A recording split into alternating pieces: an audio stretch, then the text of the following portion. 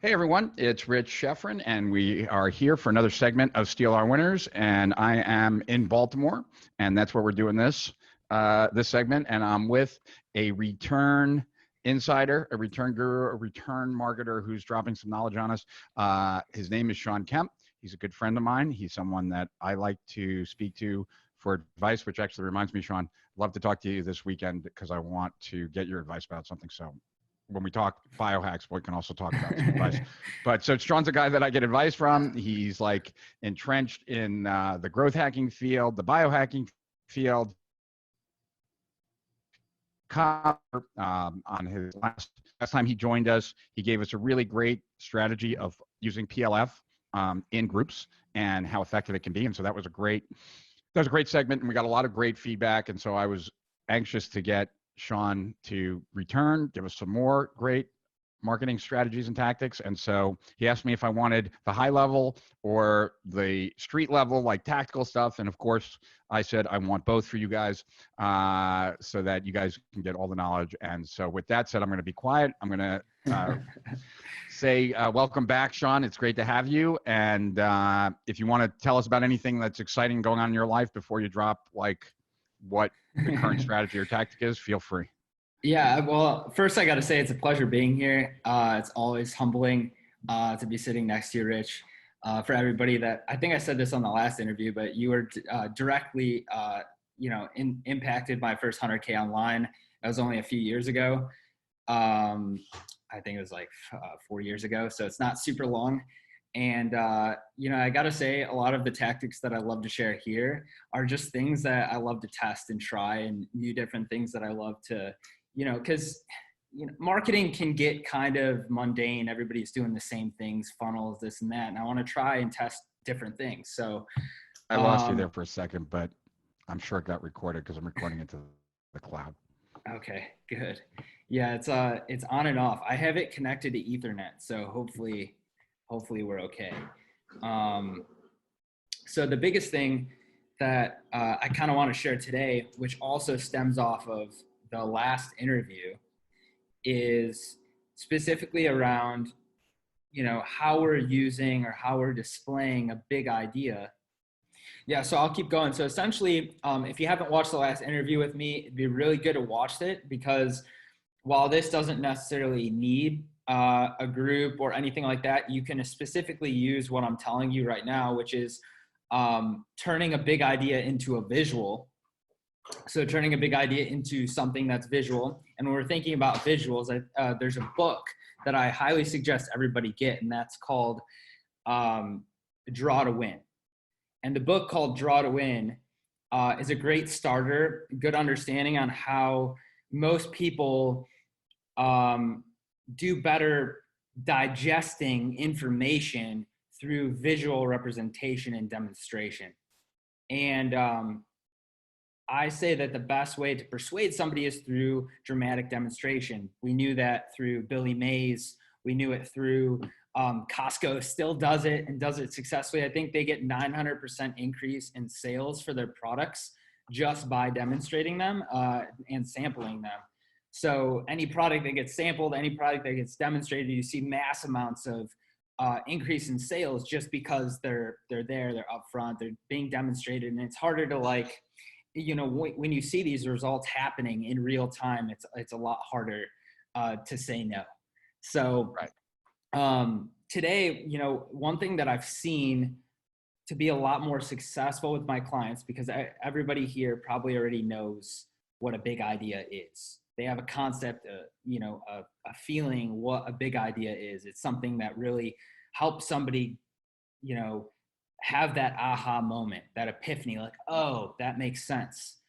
But if you can turn that big idea into a visual, it'll be that much more powerful. And honestly, it doesn't have to be as strong of a big idea if you can visualize it. Okay, that makes sense. That certainly makes sense. And that resonates with my experience. The Internet Business Manifesto, the U diagram, certainly captured the essence of that idea. And certainly, people printed it and posted it on put it on their walls. So yeah, totally get that. It's also a great way to represent your mechanism too. So what I say is, if somebody is listening to this right now and they're like, all right, so you're saying that I could visualize my big idea. Where do I use it? How do I do it? Where do I start? And in the book Draw to Win, they always say start with the most simple circle and just start with a circle. And anybody can go pick this up, and I don't want to summarize the book. It's a great book to get a general idea or concept on how to draw to demonstrate something, and it's really powerful. But I want to give you better examples on how you can pull different ideas or concepts that we've learned since the beginning of time. I've learned since the second grade or fifth grade or whatever. And that's, think about all the diagrams that helps you understand concepts better. And when I think of that, I'm thinking, the 5 stages of grief, Maslow's hierarchy of needs, anything that's in a Venn diagram form. So when you're starting out and thinking about, how can I display my big idea? I'm going to display my big idea with either a triangle, a pyramid, a Venn diagram, some type of timeline. So like maybe 4 arrows. You can also use a recycle symbol. You know what I'm talking about, like the recycle symbol, Right. or a simple circle. And if those don't necessarily fit your big idea, then you can go to Shutterstock. This is more tactical. You can go to Shutterstock, search the term infographic, and what you'll find is different diagrams to represent an idea. Okay, wait, say that. Wait, okay, so wait. Sorry, because I was writing down what you were saying. No, it's all good. So go to Shutterstock. Wait, go to where? Yeah, Shutterstock. You go to Shutterstock, and then you search infographic. Search infographic, yeah. And then what you'll see, what'll pop up is a bunch of different visual representations that you can use to display your idea. So this is where the creative process really has to kick in, because if you have like your big idea and the way that you get something done, you have to figure out which graphic per se is going to be the best one to fit it in. So for example, I did a mastermind before everything went crazy with Corona in February, where we could still have live events. And there's this lady that helps people get overcome trauma. So overcome past trauma. And I was like, all right, so how do you do it? And how does this work? And, why is this interesting? And why is this entertaining? And why do people care? And we came to the idea and the concept that it's very similar. So there's a lot of similarities to what she does and actually the 5 stages of grief. So, like AA takes you through the 5 stages of grief. And essentially what we did is the 5 layers of trauma release. And that was her, mechanism. So, and we called it the Porter method. And this is like the 5 layers that you need to overcome. And what that does is it represents this like visual representation of how she gets something done differently. And I get that. Yeah. And so for people listening, right? Like we're talking about how do you take a, idea that's expressed in words, right? And whether that's written or voice, and create something graphically that communicates that in an easier format. And since 80% or some ridiculous amount of our brain is geared towards the visual, this only makes sense. But so imagine a lot of people who are listening or watching this right now, and their head is nodding like, yeah, that makes sense. But how do I actually do this? How do I take an idea like, Todd's E5, Todd Brown's E5 camp, or business growth system, which I already have the U diagram, but if I didn't have that, like, how do you get there? What's the process, right? Do you have something like that? That's what the book goes over, I would assume. The book helps. It helps you go from 0. So there's a couple of ways to do this. So the first way is to use the diagram as a way to represent transformation. So that's one way. So a way to represent transformation. So what I do when I start, like, this won't be your end Won't be the final drawing. product. Yeah, it won't be the final drawing. I think Ryan Dice also did this, like he drew something on a napkin. I think that was how he sold a bunch of the subscription. Yeah. Yeah, and there's there's books by Dan Rome, I think is the guy's name, like Back of the Napkin. He's got a whole series of drawing books. But okay, so use the diagram to represent the transformation, and what would be an example of that? So what I would do is I would just have somebody, even if they need to use stick figures, just to represent the before and after and what it looks like on somebody. Right. That would best represent transformation. So that's like the first thing. So it could be this. So it could be based on transformation, or oftentimes it can also be on based around old way, new way. So that's another one, old way, new way. So like, for example, if you were teaching, a sales formula and saying like the old way to sell is this, this, this, and this, but then you circle the one thing that's totally wrong and you're like, this doesn't work anymore, and here's why, and this is how we re-engineered the formula or the system. And now you've turned something that's like something that you can speak with words only, traditional copy, into something that you can represent and present to an audience. And you can draw it. There's plenty of softwares. I think Explain Everything on the iPad, if you connect an iPad to your computer, there's an app called Explain Everything, and you can essentially draw on your iPad and it'll show up on your computer. I've done that before for webinars. It's really powerful. But it's an app on it's an app on OS, or is it an app on Mac? Like, is it for iOS or is it for Mac? It's for iOS, so it's for like an iPad. Got it. So if you have an iPad, it's a good one to pick up, because you can essentially there's probably plenty of tools, and for anybody that has an iPad, I highly suggest using it for demonstrating ideas. If you don't have that, there's also another tool called Miro. And how do you spell it? Miro. Okay. Miro. And then that's also helping you create these presentations or diagrams that represent the idea better. So you're taking somebody through this demonstration. So this could be used, let's say, in a sales format. So almost like guided selling, where it's, you're having your sales team member take somebody on a Zoom and kind of like sketching out your ideas and concepts and why you're different, and explaining where they are now, like on the map, like how you see it in you are here. You're here, and then this is where we're taking you. Mm-hmm. That's good also. But I always say, if you're really struggling to find where do I start, there's like honestly only a few used over and over again, a few diagrams used over and over again. And I would say that would be the pyramid, the triangle, and the Venn diagram. And then the final one, obviously, I think Jeff Walker used this one, which was the mind map. Right. Yep. I've used them forever. Yeah, for sure. So mind maps are pretty good too, depending on, what type of idea you're presenting. So if we, for example, the big idea was that, the US dollar is about to fall, like the fall of the US dollar or something like that, I'd have to look. I wouldn't necessarily try to represent the fall of the US dollar in a picture. I would represent why the current economy is set up for the US dollar to fall, if that makes sense.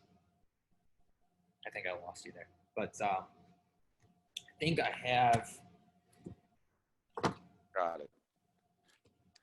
So I'm not sure right now if you can hear me or not, but if you can.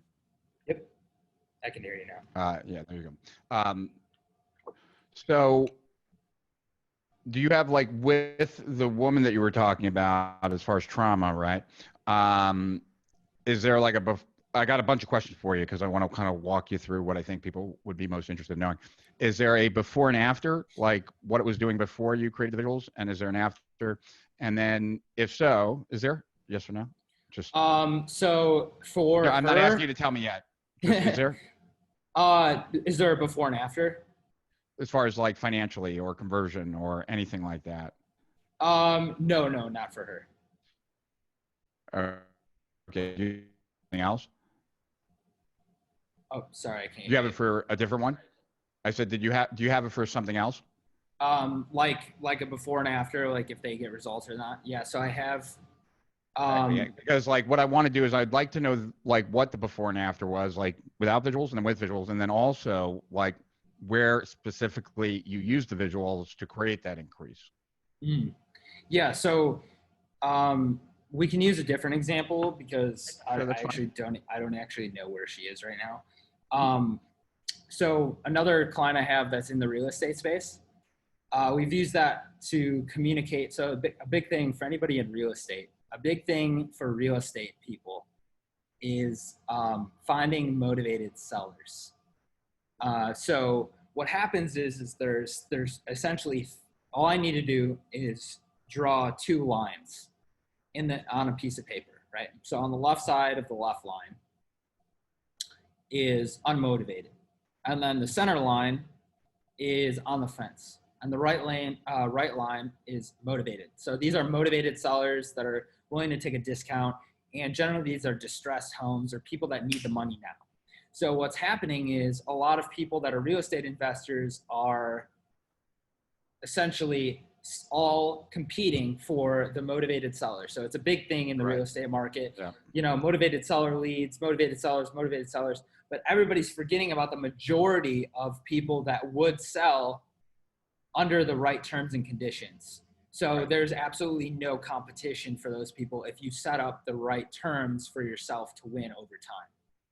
And the big idea is that, you know, instead of you trying to compete with the small, tiny market with all the other real estate investors, why don't you take a large percentage of the open market? And that's demonstrated through a visual. So before that point, we didn't have anything. Right. There was no like visual representation of that, and it was just kind of like a concept, like, all right, hey, you know, all you're doing is competing for motivated seller leads, but the majority of the market isn't quite motivated enough yet. So you need special terms to get them motivated. So it's very similar to like breakthrough advertising where it's Right. like problem, solution, product aware. I always say, like, if you're in marketing, think of a way that you can either re-engineer things that are already proven in marketing and based on psychology. Um, I know I'm kind of going off on a tangent, but you can use similar concepts like that, where it's like trying to explain the state of the market more so than trying to, you know, draw a picture of the U.S. dollar falling. You froze on me for. Okay, there you go. You froze on me for a second, but you're back. Cool. So so the biggest thing is what I was essentially saying is, you know, focusing more on demonstrating the state of the market. So Right. explaining, you know, the opportunity. So the visual is better represented as the opportunity. So you're like presenting an opportunity, explaining the market rather than just necessarily trying to win an argument with the visual. Right. Got it. And okay, so what was okay, so even with that one, right? So what was the before, what was the after? What did you do?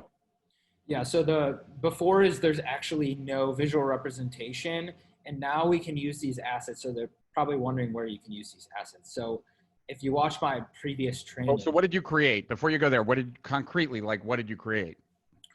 just a visual representation, a drawing, a simple drawing of those two lines in the middle, and then Right. uh, yeah, and then just essentially uh, labeling them. So on the left, unmotivated, on the fence, and motivated. And then all you essentially do, that's the big idea, is essentially like saying everybody circling the right side and saying that's, And so you this know, was being sold to real estate brokers.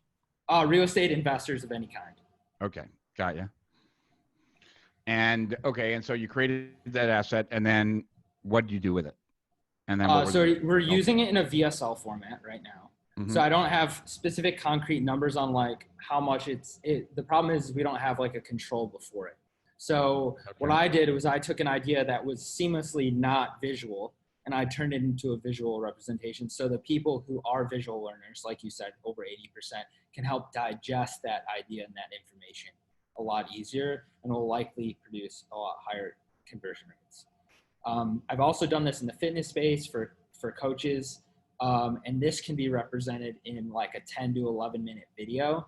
And essentially, you start with like, here are the mistakes or misconceptions, and then you move on to the diagram. So it's a simple, Okay, but like, the coaches one is different than the real estate one, right?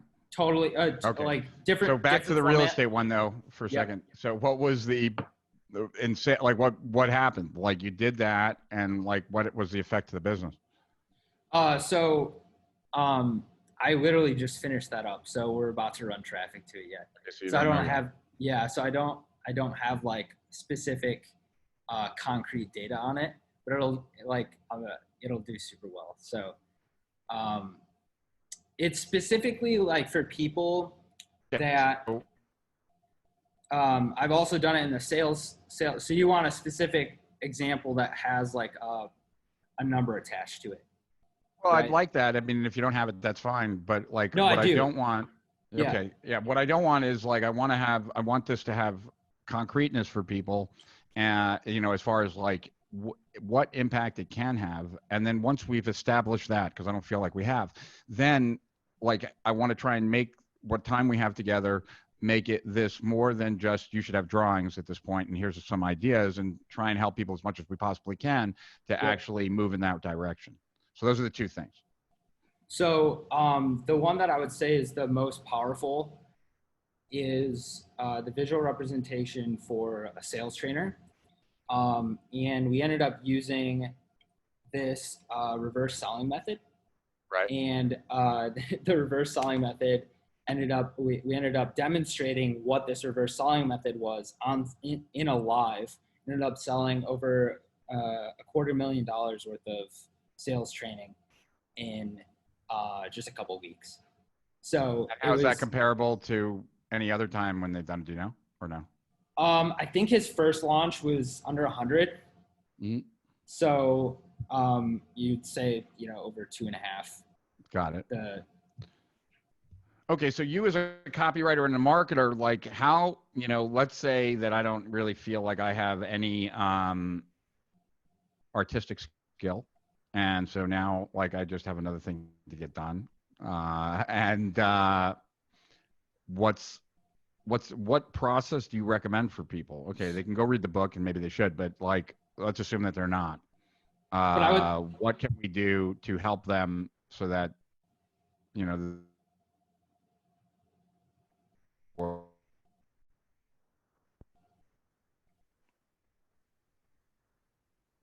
did you hear me?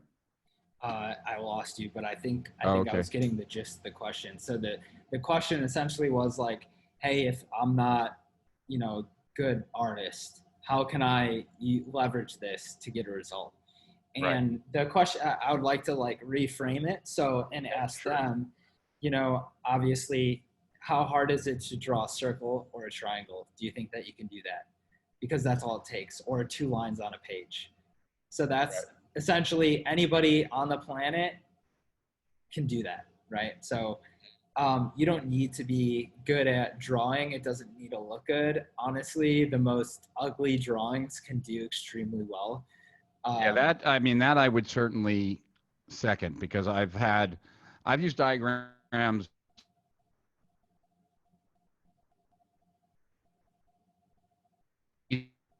view diagram and it was also effective. But some of the other ones were really cool and they were pretty like if you studied them, but that's not really the point. So yeah, I totally get it. Simpler is better because you're trying to simplify something, in and of itself. That's what you're trying to do. Yeah, and there's been plenty of cases that I've used this with like more personal clients that don't quite have scale, and like the numbers aren't as exciting to where like, hey, they weren't getting any sales, and then we sold a challenge over 100 units of a challenge that was $300 with just a simple diagram. These diagrams make webinars and they make short VSLs extremely easy, because essentially for anybody that studies webinars, that's the main piece of content. And for anybody that's realized webinars, especially, the three secrets, especially for a more sophisticated market, is kind of getting, less and less effective. So what do you do to replace that content piece? Instead of three secrets, use a demonstration of a visual. And then you can use the demonstration of a visual and take somebody through that demonstration and use that as your webinar, or use that as your VSL. So for anybody that's looking for like, hey, how do I get my webinar working again? I've had this webinar that's like the three secrets to blah. What I challenge you to do is actually either showing somebody your, just explaining the big idea with a Venn diagram, or explaining an idea with like a triangle or a pyramid, or even just a timeline. And this in and of itself can be used extremely powerfully in two ways. So if we're going to talk about, let's say this person has a Facebook group and they're like, hey, I want to monetize it. We've used this right now pretty successfully, just getting people on the phone calls that are pre-qualified, vetted, ready to rock. So it makes it a lot easier to close these people. So far, I implemented this system with somebody in the fitness business market, and they went from closing people. They were closing at a just under a 30% rate, and right now he just told me that they're closing at over 60%. So they doubled their sales conversion rate just by using the diagram and pre-framing the people with this video that I created that was just 11 minutes long. And all it did was focus on essentially it's just a 2-part VSL. It's 11 minutes, and it's 3 misconception mistakes, and then moving on to the diagram or why they're different. And then getting them ready for the call, and that alone just doubled the conversion rate and pre-frame those people, so they're not talking with time wasters. Got it. And so a couple things. One, for everyone watching this, think about if you've read any of Russell Brunson's books, what those books would be like without the stick figures and walking you through the entire process, and you get a sense of what visuals can add versus, what happens when they're missing. And so there's definitely some strength that I wonder, I'm putting you on the spot here, so no big deal if the answer is no. Other than reading this book, did you do a bunch of research on this? And the reason I ask is if you happen to have, and you have like a list of places that you did some studying and you came away with some big takeaways, like maybe we can include like some links, but if not, no biggie. Off the top of my head, I'm trying to look at my bookshelf right now to see which ones influenced me the most. Okay. Or do you have a swipe file of really good images? I'm just trying to, anything that would make this easier for people. Yeah. So this essentially, if you go to, like I said, if you go to Shutterstock, I think Canva is actually a very good place too. Yeah. I also, just for people to know, I've never used Shutterstock, but I just go to Google Images. Yeah, I go to Google Images all the time, and I'll type in a concept to see what's out there. And generally, I'll do that for brainstorming purposes, just even to get ideas, not even visual ones, but I'm looking at visuals to get the idea. And generally, even when I'm trying to come up with a big idea, or in my case, like a core concept, which is different than a big idea, and we're not going to get into that today, but but even to just generate it, a lot of times I'm doodling to try and get to the idea. And so it's very helpful in advancing it and also to communicate it. But I just I'm wishing that there was something that we could do right now that would make it easier for people to get started with it. Any ideas? I mean, other than saying challenging them to try to represent their idea in a Venn diagram or a pyramid, those are going to be the two major ones. The couple of things that I would ask to generate some creativity is, obviously you can demonstrate your mechanism also with these diagrams too, but generating the big idea is like, hey, what's the current state of the market? What have you taken out of the old way? Or how have you replaced something new in the new way? And how does that represent itself in the results of your clients or customers? And, you know, the way that I found to be helpful is instead of staring at a computer screen is to actually get out a piece of paper and a pen and start drawing and thinking about like how you get those people from point A to point B. You can also try to draw the pain that somebody is in right now or the pleasure that they're moving towards.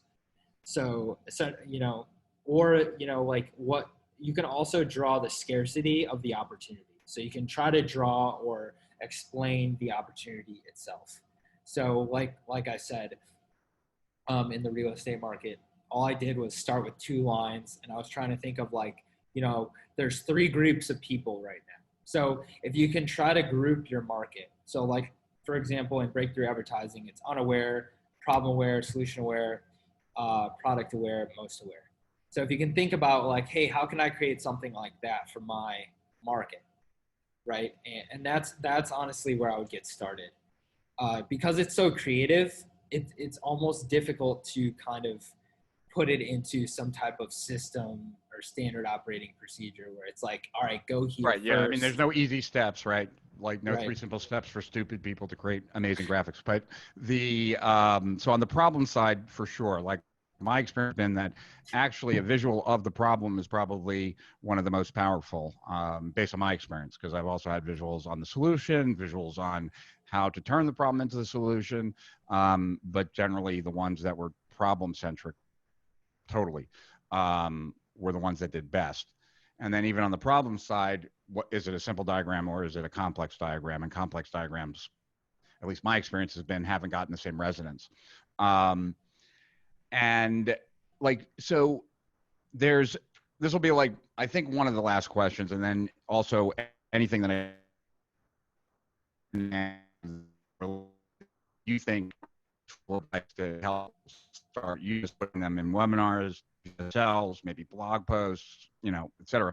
How is this different, if it's different in your mind? Because I'm not sure how it's different. So, but we can kind of think it through together if you've not thought about this.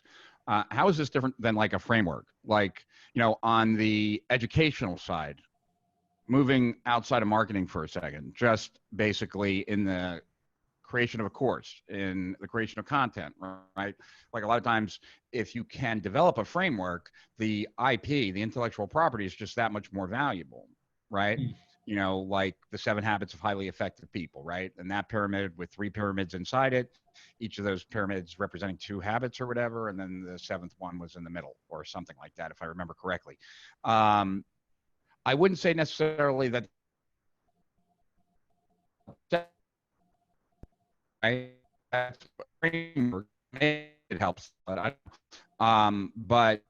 that, that's more a structuring of IP, not necessarily the structuring of an idea to sell it. And, like, for example, I bring this up because I would, when I wrote reports, right, the marketing reports that were free were simpler with less to do than like my founder reports that were written to clients, and I'm not trying to sell you anything, right? So they were very different types of reports, right? And I would imagine like a graphic that you're using to sell potentially could be the framework, but potentially could not be the framework. Doesn't have to be related or not. You can have a visual of like the mechanism or the transformation or the problem or what have you. Whereas a framework is really much more solution focused. I would assume, and I would assume also that solution focused is less powerful than problem focused, but that's just my thought.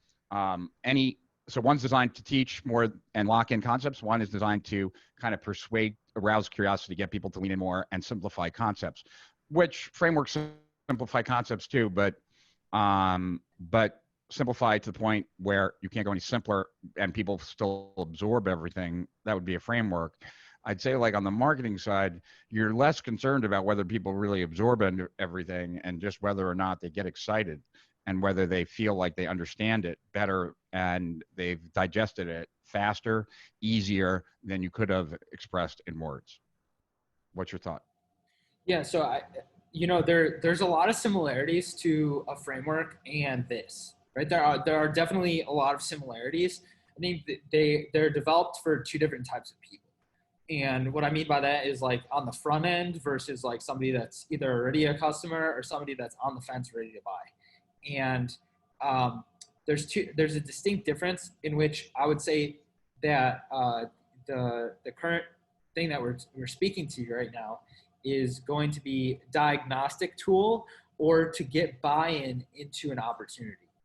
Um, and generally it's an explanation or demonstration of the like why this is an opportunity and explaining what is either wrong with the current way they're doing things. Like if you can help somebody understand why they're not getting the result that they want, then there's going to be a lot of credibility and authority built in that way. And I found the easiest way to have people digest that information is through a simple visual. I agree 100%. And I remember a long time ago, after the success of the manifesto, Onyx Singal came out with something blueprint. I don't remember. It was a free PDF that he had like a $12 million launch on. And after the launch, like we talked and he wanted to thank me because like he got the idea of the report and the visuals from me, like using visuals and stuff like that. And he came back to me and said how like he was telling me how important he thought the visuals were. So this just confirms that. And, but it's really like I want to kind of underscore, and I don't know whether you agree or not, and it's totally cool if you don't. I want to underscore that I believe that the power of using visuals is in the process of simplification. And so if the visual does not make the concept simpler, then it should not be used. And you got to figure out a way to simplify it. And there are ways to simplify it. I'm reminded in words, not in visuals, or in class, but recent book, Flipping the Script, right? Like one of the parts is bringing one piece is new. It's only one thing different, but you could put 25 different things into that one thing that's different. So you can express it as one thing different because people don't want to do 25 things different, right? So, you group those 25 into one and now you put a name on it. It's the one difference, right? And so just like Oren's talking about how do you simplify a solution word-wise, I'm talking about the same thing here. Like if the visual does not simplify, if it doesn't make it easier for people to grasp what it is, the problem is, or what the solution will feel like or something, then you got to keep working on it. And it's not unnormal or it's not unnatural to have to rework it as even more than you would have to rework copy, because every time you look at a visual, you can get another idea, another way of expressing it, another way of tweaking it. It's a little bit easier. You'll get more ideas than you will with copy, but getting to that final product is probably just as difficult. Yeah. So also another thing that actually stemmed an idea for me is, there's a tool called Workflowy that is so powerful for me because essentially you just work your mind works in a tree fashion. Right. And when you draw, you just kind of like draw something and then you realize what's missing. And then you draw something there and then you realize what's missing and you draw something there. And it's kind of like the brain naturally works that way. So it helps for the creation purposes and demonstration purposes for yourself. I would always find if I'm winging a presentation, for example, I would always find it significantly easier if I was able to start drawing things. Now, I think many people would agree that's the same for them. Now, if they were to have some piece of paper or something to demonstrate an idea, it would be a lot easier. That's why people use presentations or PowerPoint presentations for when they're speaking on stage. Got it. Yeah, and I don't want to say who this guru is, but when I was in the office earlier today, someone was telling a story, and they're talking about a guru and how the guru just gets up on stage with no presentation and uses triangles and circles, and that's it. Like, so he'll ask the crowd, like, what are the three most important parts of direct response? And then whatever the answers are, he makes that into a triangle. And then he starts just having the crowd start filling in the different pieces of the triangle. And, the presentation's over and everyone loves it. And really, little or no prep went into that. So I get it. And there's also another thing too, is if you're really struggling to figure out where to start, I always start an argument or essentially a diagram, a presentation with something they already believe. Right. Okay, So cool. start with a concept they already believe. Do you think it would be helpful to show, like, did, were there, on the times that so far you've worked with drawings for this, like, has there been any times yet where you've gone through successive phases, like the original idea, tweaked, finalized, like anything where you could progression? So when you work in a group of a couple people, you'll find Yeah. that like if you start with version 1 of your idea and you send it to them for feedback, and they're like, hey, what about this? Those are the types of things that you want from somebody, instead of like, oh no, that doesn't make sense. What Right. you want from people is like, hey, what about this?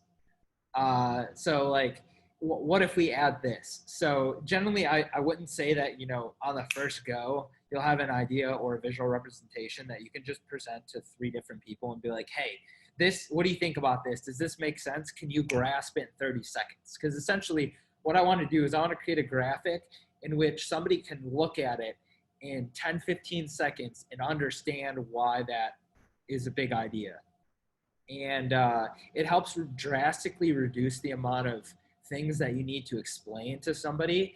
And in a world where attention is scarce and people seem to have attention spans shorter than goldfish, if I can display curiosity and explain an idea through a visual in which somebody can use both, like all more parts of their senses than, let's say, just reading. And instead of forcing somebody to imagine, they can just see it. Right. It's just easy. It's easier. It's more powerful. So I'm not going to say that it works in all situations, but I would say in the majority of situations, if I saw somebody's VSL or webinar, there'd be Right. an opportunity to present some simple type of graphic. And it's great for somebody who isn't seeing the results that they used to with those assets. Gotcha. And then I don't know if you have this, so I'm just going to ask. So I'll ask this, and then I got one final question. Do you have like, have you started to build a swipe file for these? Like do you have a, like, have you been on a webinar or a VSL where they use like a drawing all the way throughout and you saved it, or anything like, or any links to anything? I'm just trying to think of, is there any examples we can send people off to that would really help them like appreciate it, see it in action, stuff like that? I think so. I have a design team that I'm having them build these out. So I've started building out like a file of, just kind of visuals that I feel to be powerful for representing an idea. And I can't remember how many I have in there, but I can definitely send that over to you after the interview. And Great. Yeah, if you could send it that over should as be like a helpful. PDF or something, that would be awesome, or Yeah. JPEGs or whatever the hell they are.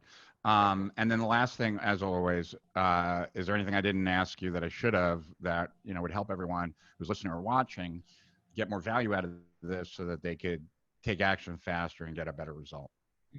So what I would say is, where do I use this in the buyer journey?